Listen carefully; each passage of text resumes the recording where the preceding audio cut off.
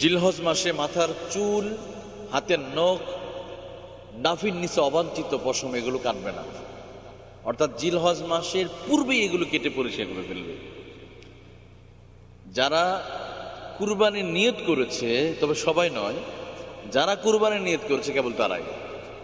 হাদিসটা বুঝতে হবে, ইদা রাআইতুমুল হিলালা জিলহিজ্জাতি, যারা ইচ্ছা করেছে, এরাদা পোষণ করেছে যে এবছর কুরবানি দিবে, কেবল তারা কি করবে না, জিলহজ মাসে হাতের, এটা মুসলিম শরীফের হাদিস, 3য় খণ্ড 1565 নম্বর হাদিস।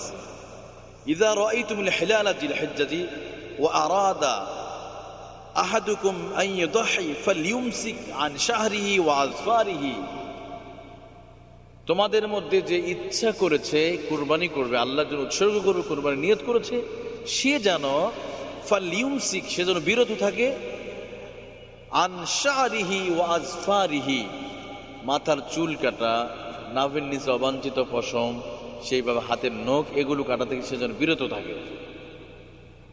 তাহলে কি করতে হবে?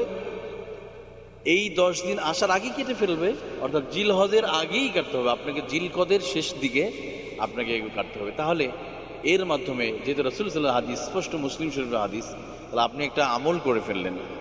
হয়তো কুরবানি হাজি সাহেবরা যেভাবে ঠিক হজ্জে বাইতুল্লাহর জন্য আরাফার ময়দানে যেমন তারা মানে অংশগ্রহণ করলো, আপনি যেন হজের মধ্যে অংশগ্রহণ করলো, আল্লাহ তাআলা এমন একটা ফজিলত দিয়ে দিল। কিন্তু দেখা যায় অনেকে আমরা এই আমলটাকে সাধারণ একটা আমল মনে করি, না নখ কাটতে হবে, এটা আবার কোন বিষয় হলো নাকি।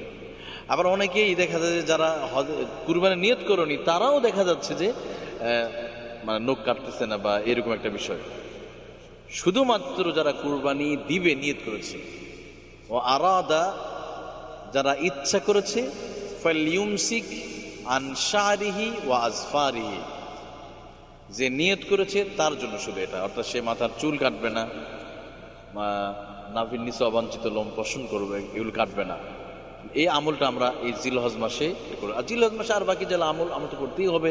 জিলহজ মাসে অন্যতম একটি আমল, যে যেহেতু বেশি বেশি তাকবীরে তাশরিক বলা, আল্লাহু আকবার, আল্লাহু আকবার, লা ইলাহা ইল্লাল্লাহু, আল্লাহু আকবার, আল্লাহু আকবার, ওয়ালিল্লাহিল হামদ, এই তাকবীর, অর্থাৎ এই 10 দিন ধরে আমরা দিতে পারি বেশি বেশি আল্লাহু আকবার, আল্লাহু আকবার, লা ইলাহা ইল্লাল্লাহু, আল্লাহু আকবার, আল্লাহু আকবার, ওয়ালিল্লাহিল হামদ, বেশি বেশি জিকির করা, যখন মনে হয় আল্লাহর নির্দিষ্ট নামে জিকির করা। ওয়াযকুরুল্লাহ ফি আইয়ামিন মা'দুদাত, তোমার নির্দিষ্ট দিনগুলোতে আল্লাহকে স্মরণ করো। উযকুরুল্লাহ, আল্লাহকে স্মরণ করো, ফি আইয়ামিন মা'দুদাত, নির্দিষ্ট দিনগুলো, অর্থাৎ নির্দিষ্ট দিন এই 10 দিন। এই 10টা দিন শুধু নির্দিষ্টই না, যে এই 10টা দিন আল্লাহর কাছে সবচেয়ে বেশি ফজিলতপূর্ণ। সঙ্গে আল্লাহ নিজেও কসম করেছেন 10টা দিন।